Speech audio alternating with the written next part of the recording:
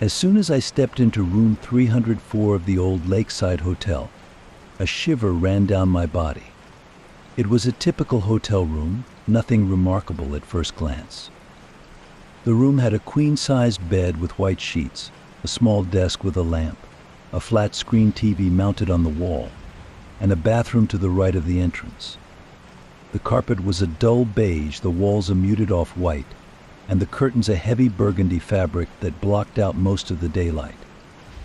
A small window overlooked the back alley and a glimpse of the lake in the distance. Despite its mundane appearance, something felt off. The air was heavy, carrying a faint, musty smell that I couldn't quite place. I chalked it up to the hotel's age. It had been standing for over a century and was known for its charming vintage appeal. As I set my suitcase down and began to unpack, I couldn't shake the feeling that the room was watching me, like a predator silently observing its prey. I was in town for a week-long work conference, sent by my company to attend meetings and seminars that promised to be as dull as they were obligatory. As an insurance claims adjuster, my job was to analyze and process claims, a position that required attention to detail and a lot of patience.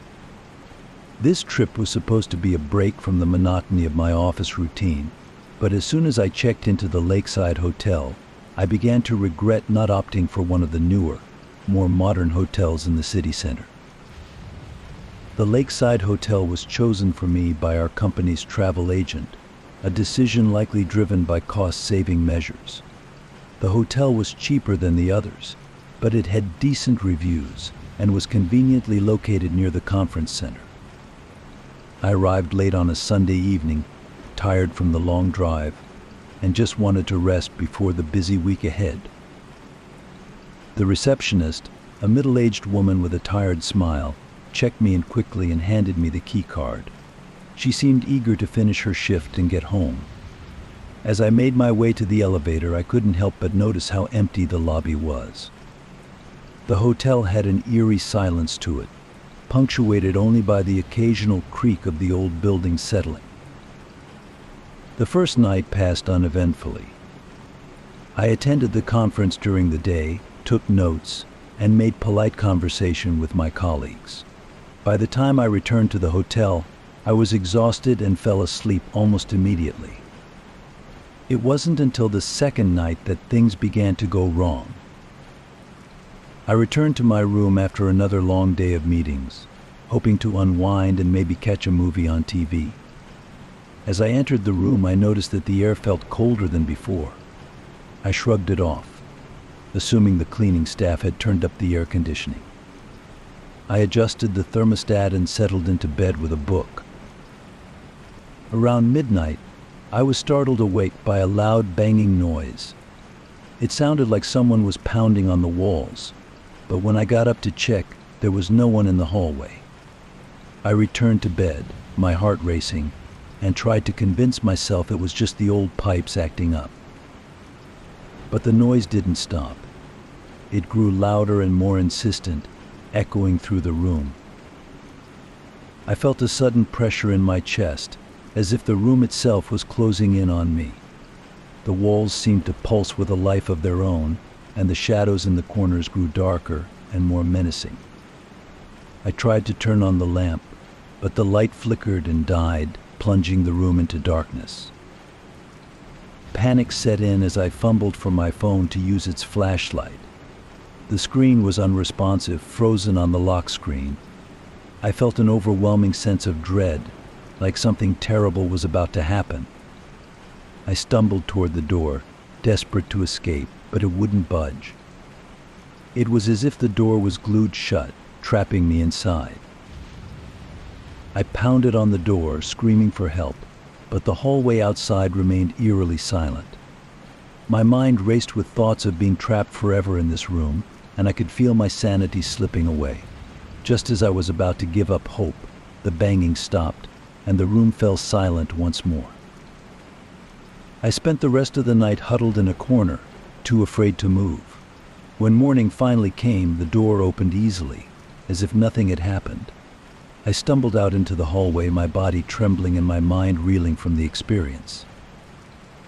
Over breakfast in the hotel's small dining area, I struck up a conversation with another guest, a woman named Karen who had been staying at the hotel for a few days. She noticed how shaken I was and asked if I was okay. Reluctantly, I shared my experience from the night before, half expecting her to dismiss it as a bad dream or an overactive imagination. To my surprise, Karen's face grew pale, and she leaned in closer, her voice barely above a whisper. She told me that she had heard similar stories from other guests.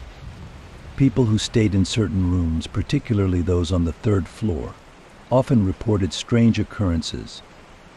Some spoke of hearing voices, others of seeing shadowy figures lurking in the corners of their rooms. A few even claimed to have felt an invisible force pressing down on them, as if trying to suffocate them. Karen herself had experienced something unsettling. On her first night, she had woken up to find her bed sheets pulled off and neatly folded at the foot of the bed. She had assumed it was a prank or a sleepwalking episode, but now she wasn't so sure.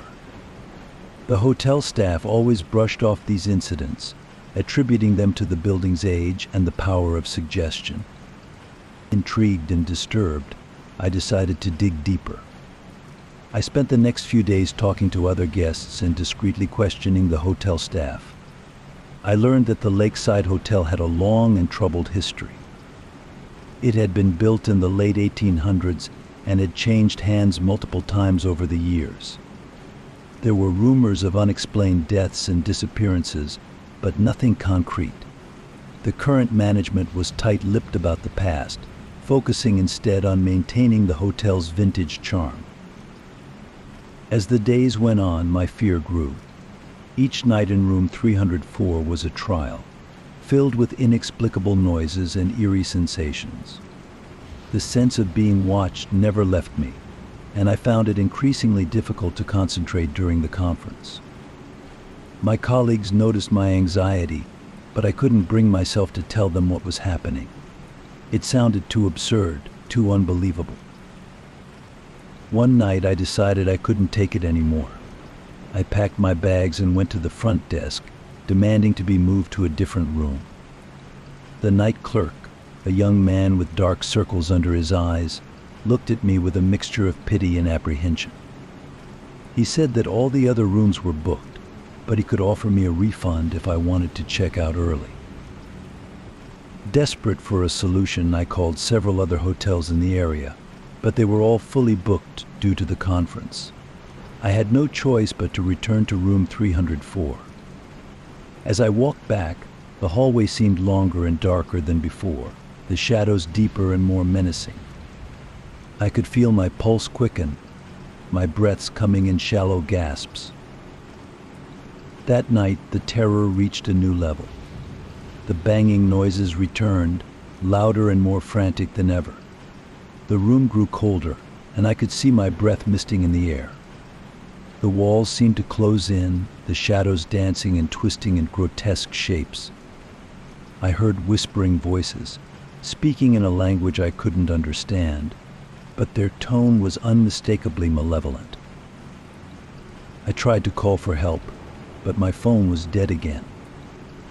The room's phone had no dial tone, and the door was once more immovable. I felt trapped, as if the room itself was alive and intent on keeping me there. My mind raced with thoughts of escape, but every option seemed impossible. The windows were sealed shut, the walls too thick to break through. In a fit of desperation, I began to claw at the walls, hoping to find some hidden exit or weakness.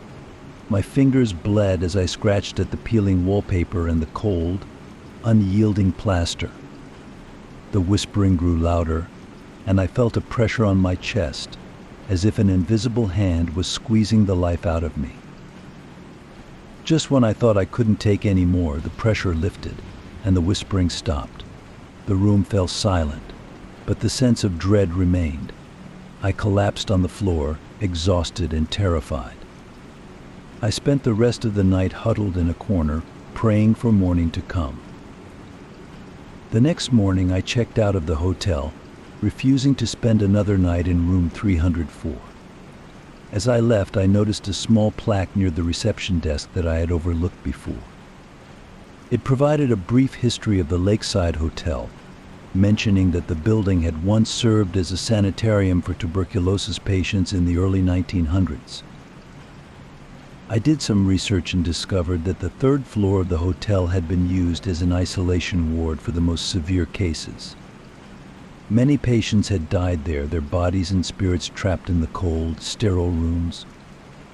It was said that the suffering and despair of the patients had left a permanent mark on the building, creating a lingering presence that haunted the hotel to this day. The realization hit me like a punch to the gut. The whispers, the cold, the feeling of being watched. It all made sense now. The spirits of the patients were still there, their agony and fear echoing through the walls. Room 304 had been one of the isolation rooms, a place where people had suffered and died alone. I left the Lakeside Hotel and the city, vowing never to return. The experience had shaken me to my core, leaving me with a lingering sense of unease. I had always been a rational person, skeptical of the supernatural, but what I had experienced in that room defied explanation. It was a reminder that some places are touched by darkness, their histories too tragic to be forgotten. The experience left a lasting mark on me. I returned to my job and my life, but I was never the same. I found it difficult to sleep, haunted by nightmares of the hotel and the whispers in the dark. I sought therapy to help cope with the trauma, but the memories were too vivid to be easily dispelled. I avoided hotels whenever possible, opting for bed and breakfasts or staying with friends. When I had no choice but to stay in a hotel, I would meticulously check the room, looking for any signs of something amiss. The sense of paranoia never left me, a constant reminder of the terror I had experienced. I also became more attuned to the histories of the places I visited. I researched buildings, learning about their pasts and any tragedies that might have occurred there. I found that many places had dark histories, their walls soaked in the sorrow and suffering of those who had come before. In a way, the experience at the Lakeside Hotel had opened my eyes to the hidden layers of the world, the unseen forces that lingered just out of sight. It had shown me that there are places where the past is not easily forgotten, where the spirits of the dead still roam, seeking peace or vengeance. But it had also left me with a deep sense of fear, a knowledge that there are things in this world that cannot be explained or understood. It was a reminder that we are never truly alone, that the shadows in the corners of our vision may be more than just tricks of the light. And so I continue to live my life, carrying the weight of that experience with me. I try to move forward to find some semblance of normalcy, but the memory of room 304 and the whispers in the dark will always be a part of me. It is a reminder of the fragility of our understanding, of the thin veil that separates the known from the unknown.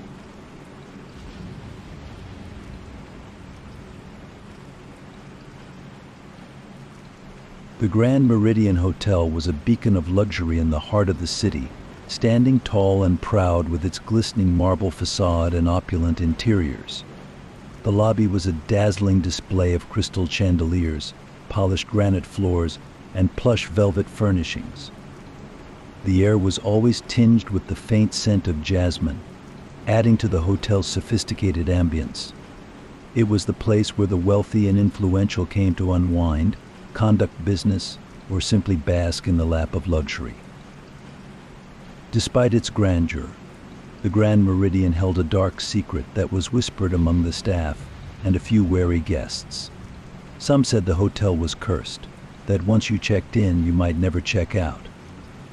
Mysterious disappearances had plagued the establishment for years, but they were always hushed up, explained away as accidents or personal matters. My name is Ethan, and I had just checked into the Grand Meridian for a business trip. I had heard the rumors but dismissed them as nothing more than urban legends.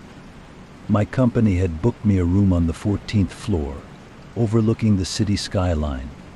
It was a spectacular view, and I felt a thrill of excitement as I stood by the floor-to-ceiling windows, taking it all in. I had been working as a financial analyst for a major investment firm for the past 5 years.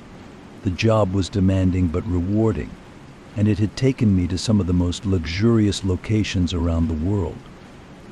The Grand Meridian was just another notch on my belt, another 5-star experience to tick off my list. My life was a series of flights, meetings, and hotel stays, and while it was exhausting, I thrived on the constant motion and excitement. But this trip was different. I had recently gone through a painful breakup with my long-term girlfriend, Jessie. We had been together for 6 years, and our lives had become intertwined in every possible way. When it ended, it felt like a part of me had been ripped away. I was still trying to piece myself back together, and this trip seemed like the perfect opportunity to clear my head and focus on my work. The Grand Meridian was supposed to be my sanctuary, a place where I could bury myself in spreadsheets and forget about my personal troubles. I checked in late in the afternoon, and the receptionist, a young woman with a practiced smile, handed me my room key and welcomed me to the hotel. There was nothing unusual about the check-in process, and I made my way to the elevators with my luggage in tow. My room was immaculate, with a king-sized bed, a sleek modern bathroom, and a minibar stocked with top-shelf liquor. I unpacked my belongings, changed into a comfortable pair of jeans and a t-shirt, and decided to explore the hotel before my meeting the next morning. The hotel had a reputation for its excellent amenities, and I intended to make the most of them. I started with the rooftop pool, a shimmering oasis surrounded by lush greenery and comfortable lounge chairs. There were a few guests lounging by the pool, sipping cocktails and chatting softly. I swam a few laps, then reclined on a chair, soaking up the late afternoon sun. It was peaceful, almost too peaceful.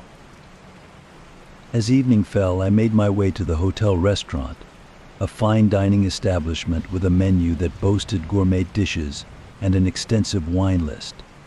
The meal was exquisite, and I found myself relaxing, letting go of the tension that had been building up over the past few months.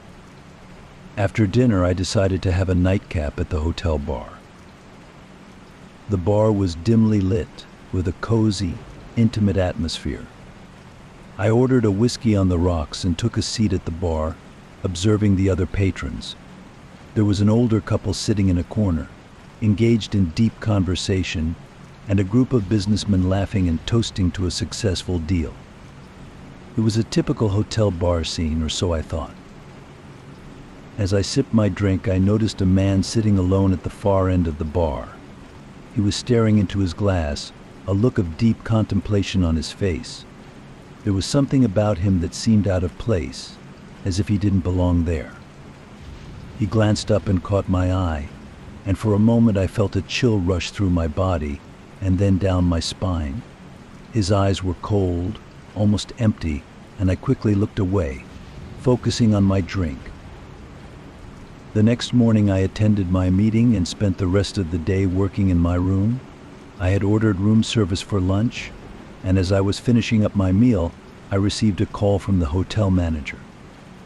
He wanted to check in and see if everything was to my satisfaction. I assured him that everything was perfect, but there was a strange tone in his voice, as if he was trying to gauge my reaction. That evening I decided to explore the hotel further. I had heard about the Grand Ballroom, a magnificent space that was often used for weddings and corporate events. It was supposed to be empty that night, and I was curious to see it for myself. I made my way down the long, dimly lit corridors, the sound of my footsteps echoing off the marble floors. As I approached the ballroom, I heard a faint, rhythmic tapping sound. It was barely audible, but it grew louder as I got closer. I pushed open the heavy wooden doors and stepped inside. The room was vast, with high ceilings and crystal chandeliers that sparkled in the dim light. It was empty, just as I had expected, but the tapping sound persisted. I followed the sound to the far end of the room, where a small door led to a storage area. The door was slightly ajar, and I hesitated for a moment before pushing it open. Inside, I found a small, cluttered space filled with old furniture and decorations. The tapping sound was coming from a corner, where an old grandfather clock stood. The pendulum was swinging back and forth, tapping against the glass. I approached the clock, feeling a sense of unease. There was something off about the whole situation. The clock wasn't plugged in, and yet it was ticking away. I reached out to touch it, and as soon as my fingers brushed against the glass, the ticking stopped. The sudden silence was deafening, and I quickly backed away, feeling a cold sweat break out on my forehead. That night I had trouble sleeping. My mind kept replaying the events of the day, and I couldn't shake the feeling that something was terribly wrong. I tossed and turned, my thoughts racing, until I finally fell into a restless sleep. I was awoken in the middle of the night by a loud banging sound. I sat up in bed, my heart pounding in my chest. The sound was coming from the hallway, and I could hear muffled voices. I got out of bed and cautiously opened the door, peering out into the dimly lit corridor. To my surprise, the hallway was empty, but the banging sound continued. I followed the sound down the corridor, my heart racing with each step.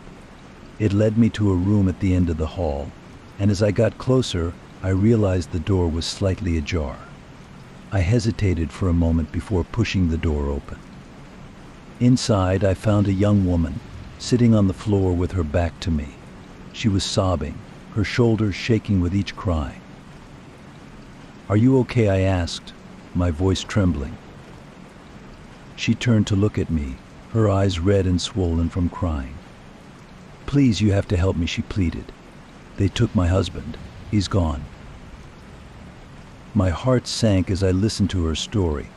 She and her husband had checked into the hotel a few days earlier, and everything had been fine until that night. They had been asleep when she was awoken by a loud banging sound. Her husband had gotten up to investigate, and he never came back.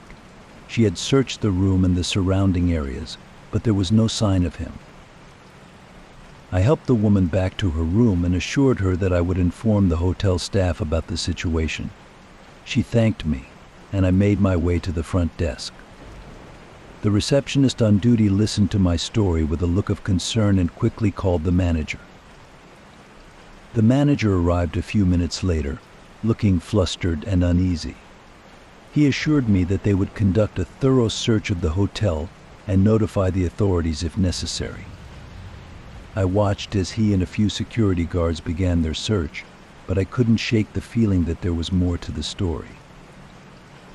Over the next few days, I noticed other guests whispering among themselves, casting worried glances around the hotel.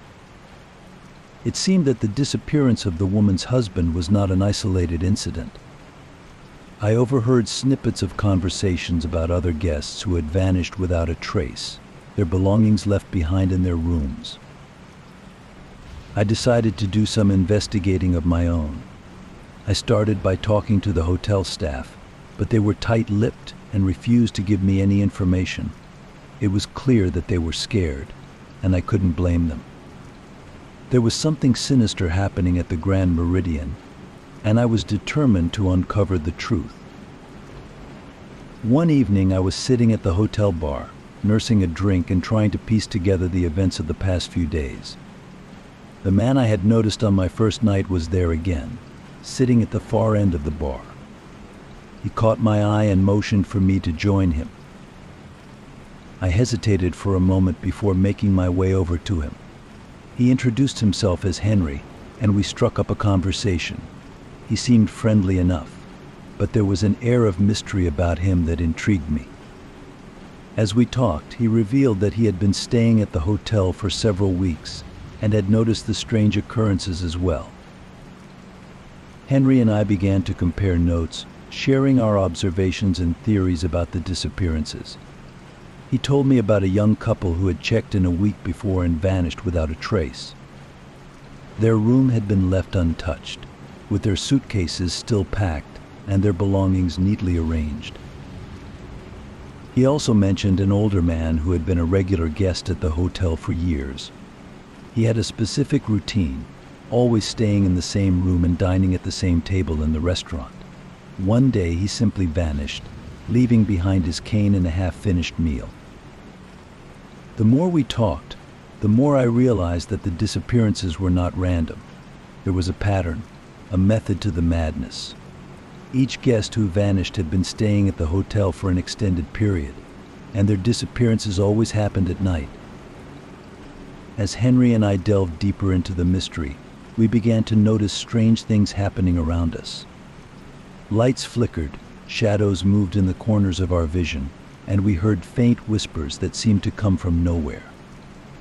It was as if the hotel itself was alive, watching our every move. One night as we were walking back to our rooms, we heard a low, guttural growl coming from the end of the corridor. We froze, our hearts pounding in our chests. The growl grew louder, and we saw a shadowy figure moving towards us. We turned and ran, not stopping until we reached the safety of our rooms. The next day, we decided to take our investigation to the next level.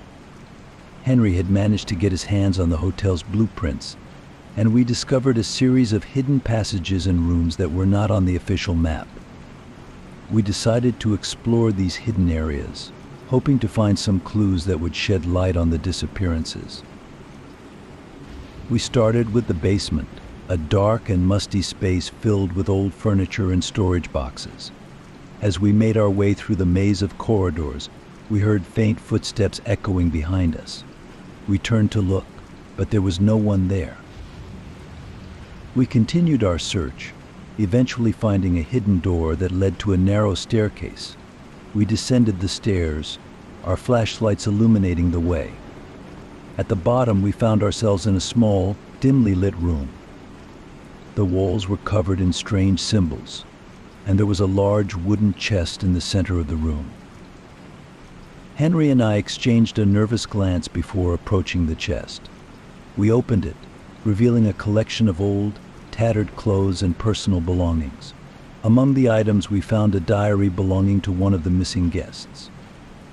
The entries detailed their stay at the hotel and their growing sense of unease. The final entry was chilling, describing a shadowy figure that had been watching them from the darkness. As we read the diary, we heard a faint whispering sound. It grew louder, and we realized it was coming from the walls. We quickly gathered the diary and made our way back to our rooms, our hearts pounding with fear. That night I couldn't sleep. My mind was racing, and I couldn't shake the feeling that we were being watched. I lay in bed, staring at the ceiling, when I heard a faint tapping sound. It was coming from the window.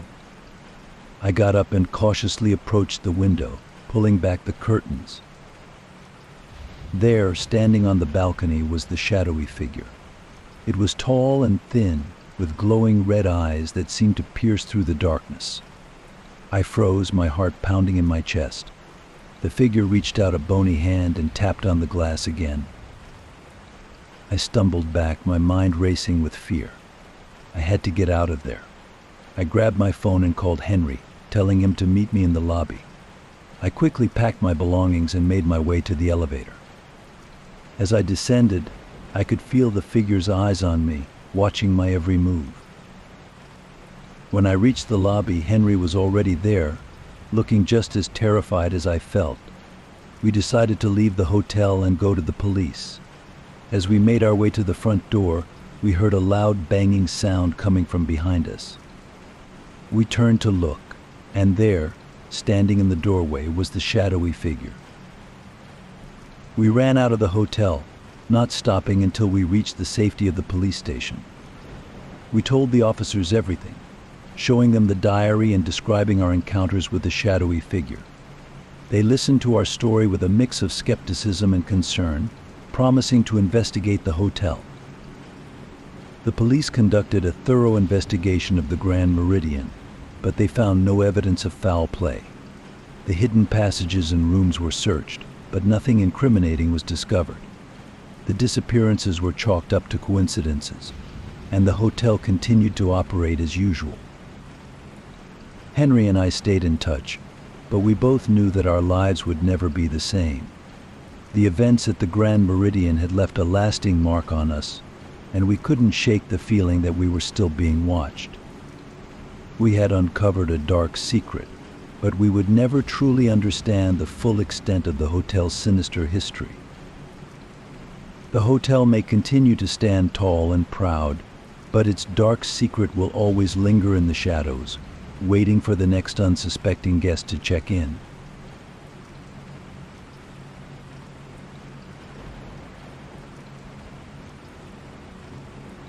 Driving through the endless stretch of desert highway, I could feel my eyelids growing heavy, the monotony of the road lulling me into a stupor. The sun was setting, casting long shadows across the cracked asphalt. I had been driving for hours, my destination still miles away. My car's gas gauge hovered dangerously close to empty, and I knew I needed to find a place to rest soon. The road signs had long since stopped providing any useful information, and my GPS had lost signal miles back. As I rounded a bend, a flickering neon sign caught my eye. Desert Haven Motel it read, though the letters had long since lost their vibrancy. The sign's flickering cast an eerie glow over the otherwise desolate landscape. The motel itself was a rundown, single-story building with a handful of rooms. It stood alone in the vast expanse, a solitary refuge for weary travelers. I pulled into the gravel parking lot, my tires crunching on the loose stones. The building looked like it hadn't seen a renovation in decades. Peeling paint, broken windows patched with cardboard, and a sagging roof greeted me as I stepped out of the car. The air was thick with the scent of dust and decay. Despite its dilapidated state, I had little choice but to stay the night. I grabbed my overnight bag from the trunk and headed towards the front office. My name is Alex, a 35-year-old freelance journalist. My life had been a series of highs and lows, driven by an insatiable curiosity and a desire to uncover the truth. I had spent the last decade chasing stories that ranged from political scandals to human interest pieces.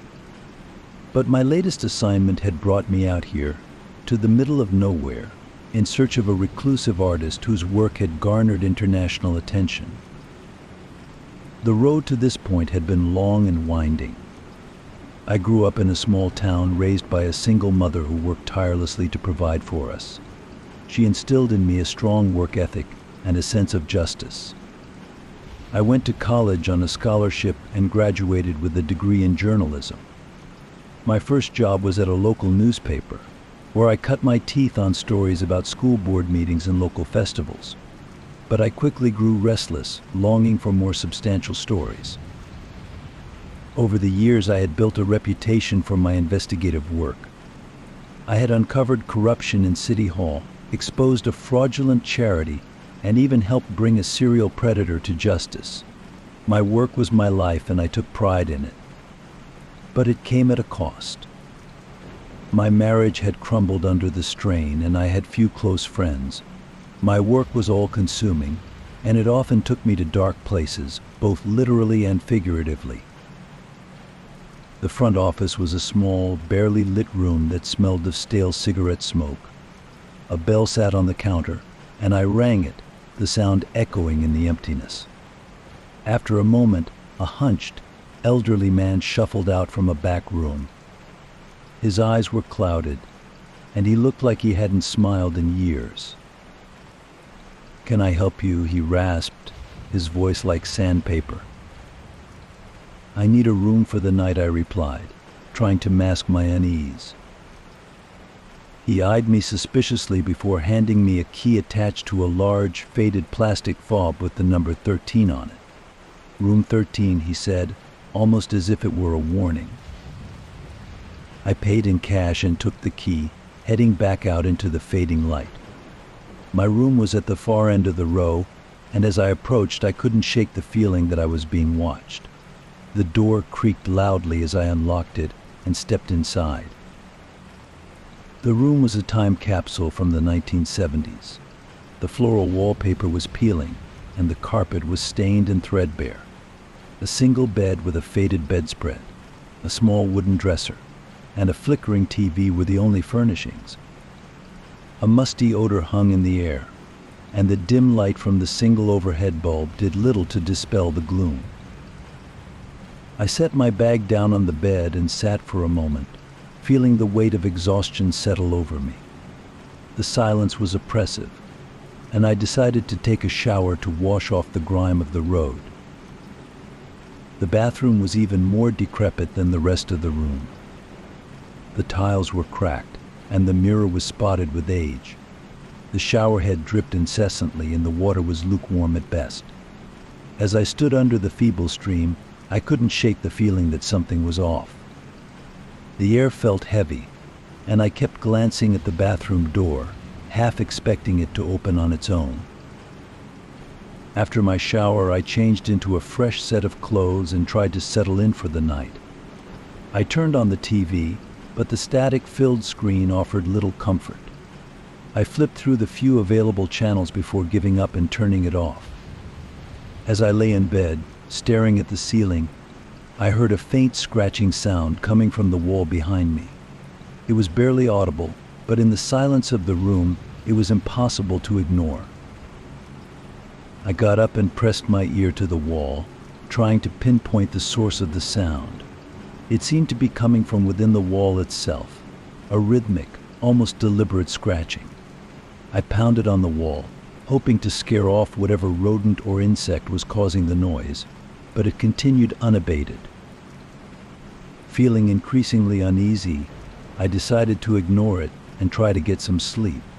But as I lay back down, the scratching grew louder, more insistent. I couldn't take it anymore.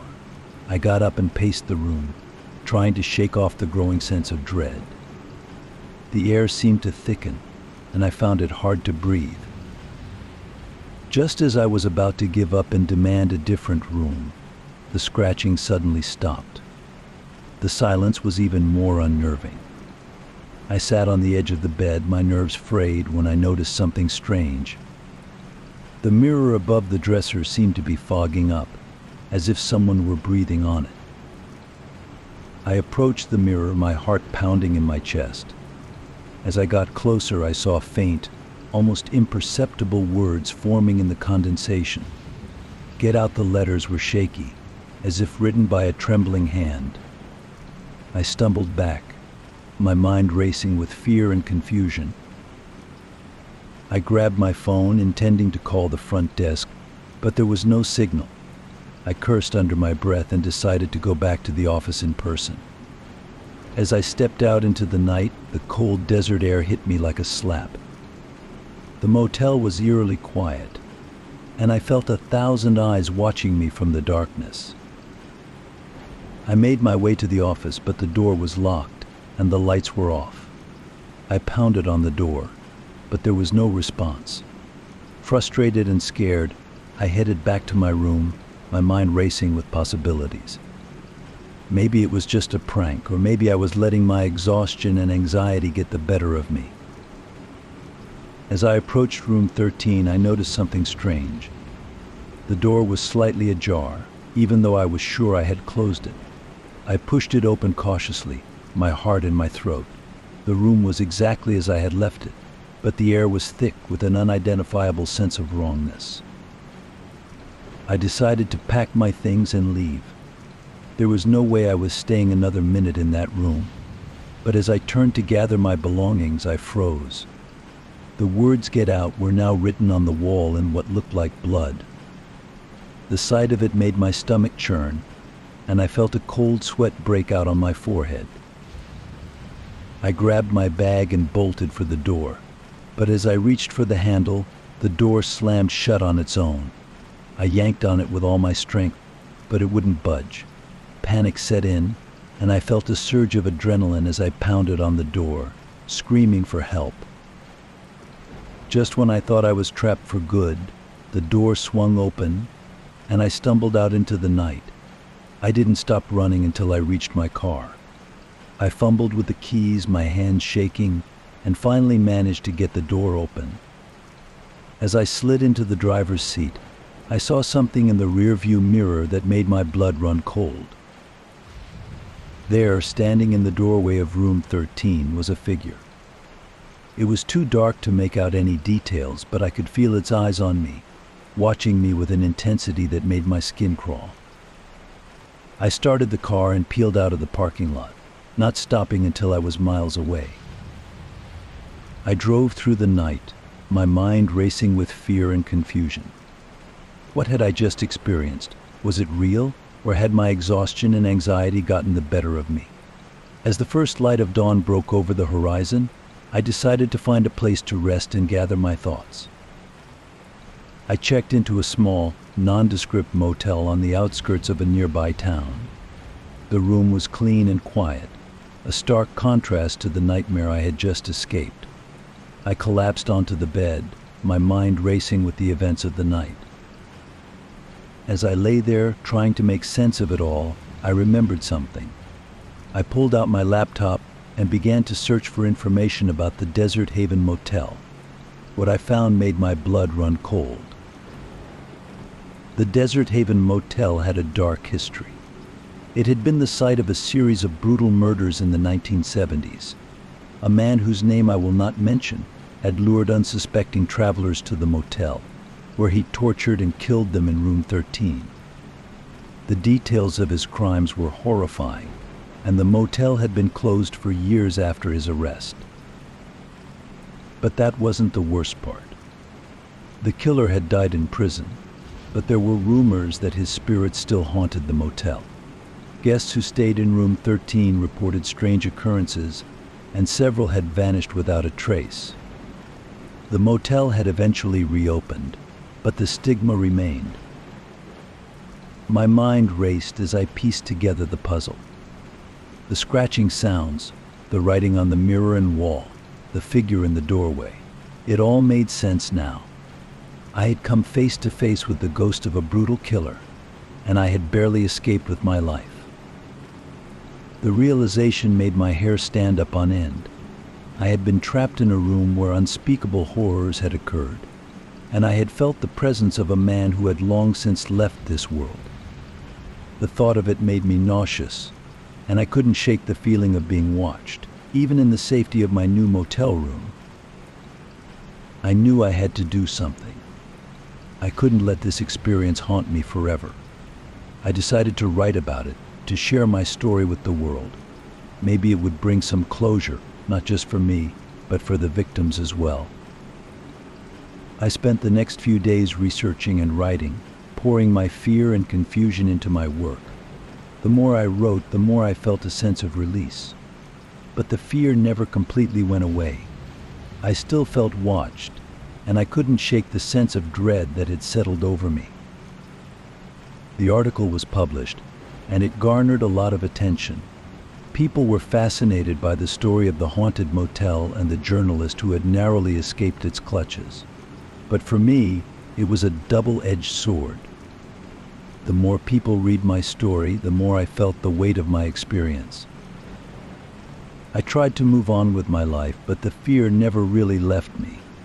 I would catch glimpses of shadows in the corner of my eye, hear faint whispers in the dead of night, and feel the sensation of being watched. It was as if his spirit had followed me, a dark cloud that I couldn't escape. I sought help from therapists and spiritual advisors, but nothing seemed to alleviate the fear. It was a part of me now, a constant reminder of the night I had spent in room 13. I had faced true horror, and it had left its mark on me. Years have passed since that night, but the memory is still as vivid as ever. I continue to write, but my work has taken a darker turn.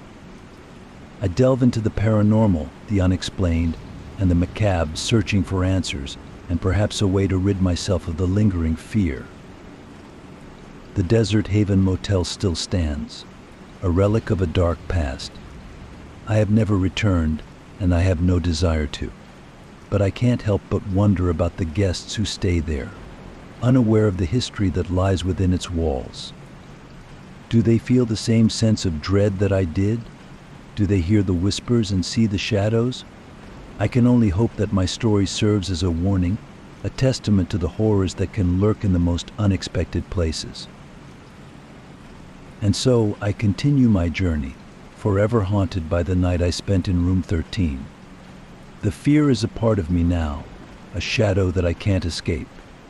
But I have learned to live with it, to accept it as a part of my story. For in the darkness, I have found my purpose, to shine a light on the unknown, to uncover the truth, no matter how terrifying it may be.